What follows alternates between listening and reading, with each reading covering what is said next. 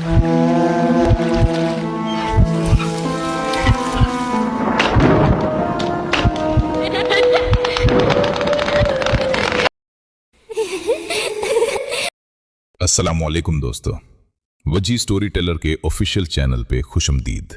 पाकिस्तान में कुछ जगहें ऐसी हैं जहां लोग दिन में हंस कर गुजारते हैं, लेकिन रात होते ही वहां की हवा भी बदल जाती है।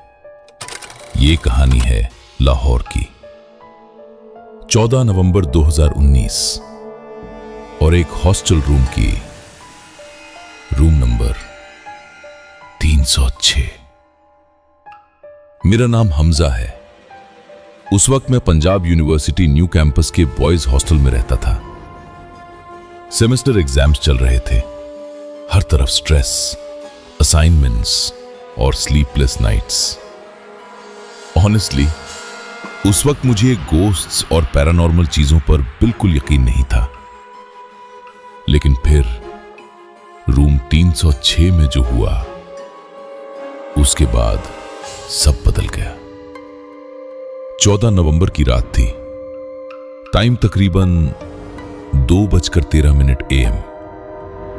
हॉस्टल अनयूजुअल तौर पर बिल्कुल खामोश था। सिर्फ कॉरिडोर में हवा की आवाज आ रही थी।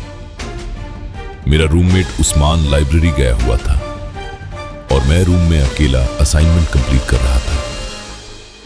तभी मेरे रूम का बल्ब हल्की हल्की फ्लिकर करने लगा। On off, on off. मैंने सोचा वोल्टेज इशू होगा, लेकिन फिर दरवाजे पर 3 हल्की नॉक्स हुई। Talk talk talk. मैंने दूर खोला, लेकिन बाहर कोई नहीं था। सिर्फ खाली कॉरिडोर और ठंडी हवा। मेरे अंदर अजीब सी एंजाइटी शुरू हो गई। मैं वापस चेयर पर बैठा ही था कि मेरे फोन पर अननोन नंबर से मैसेज आया, don't look under the bed. मेरा गला सूख गया। मैंने फौरन रूम का डोर लॉक किया और उस्मान को कॉल लगाई, लेकिन नेटवर्क ही नहीं था। उस वक्त रूम के नीचे से किसी के सांस लेने की आवाज आनी शुरू हुई, धीरे और बहुत गहरी, जैसे कोई मेरे बेड के नीचे पड़ा हो। मेरी पूरी बॉडी फ्रीज हो गई। मैं हिल भी नहीं पा रहा था। फिर बेड के नीचे से किसी ने धीरे से कहा, हमजा नीचे देखो। मेरी आंखों में आंसू आ गए। मैं समझ गया था रूम में कोई और भी है।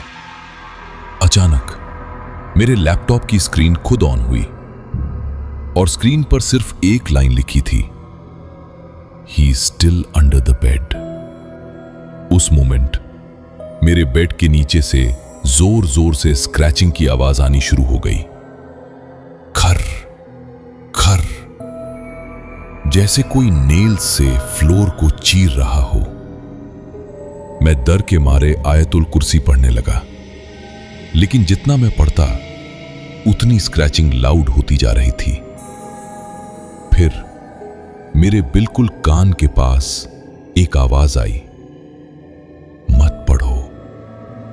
मैं जोर से चेयर से गिरा और उसी वक्त बेड के नीचे से एक काला हाथ बाहर निकला। इंसानी हाथ नहीं, बहुत लंबा और अननेचुरली पतला। मैं चीखता हुआ दूर की तरफ भागा, लेकिन दूर अंदर से खुल ही नहीं रहा था। स्क्रैचिंग और लाउड हो गई। रूम की लाइट्स वायलेंटली ब्लिंक करने लगीं। वॉल्स पर शैडोज मूव कर रही थीं। फिर बेड के नीचे से वो चीज धीरे धीरे बाहर निकलने लगी। उसका चेहरा बिल्कुल अंधेरा, आंखें सिर्फ सफेद और उसकी गर्दन नॉर्मल इंसान से बहुत ज्यादा लंबी।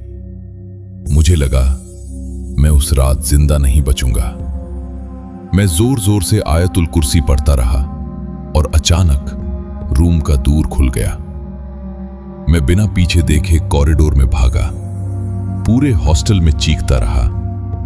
जब कुछ स्टूडेंट्स और वार्डन मेरे रूम में वापस आए तो रूम बिल्कुल खाली था, लेकिन बेड के नीचे फ्लोर पर गहरी स्क्रैच मार्क्स मौजूद थे और मेरे लैपटॉप स्क्रीन पर अब भी वही लाइन लिखी हुई थी, ही इज स्टिल हियर।